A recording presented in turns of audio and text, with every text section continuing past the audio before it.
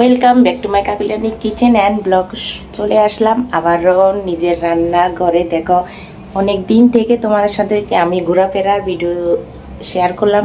এবার থেকে আমি যা যা রেগুলার রান্না করি বা ওই কাজ করি সেগুলো তোমাদের সঙ্গে আবারও আগের মতন চেষ্টা করব শেয়ার করতে।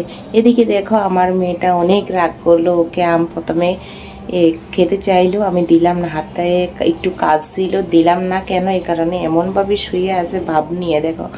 পরে নিশ্চয়ই খাবে, আমি এখন রেখে দিলাম, পরে খাবে। এখানে আমি পাট শাক রান্না করতেছি।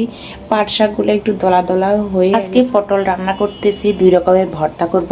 ইলিশ মাছ দিয়ে রান্না, পাট শাক, ডাল, মসুরের ডাল। এখানে আমি আবার ড্রাগন ফল একটু খেয়ে নিতেছি। ড্রাগন ফুল নিয়ে এসছে অনেকগুলাই, তো না খেলে আবার নষ্ট হবে।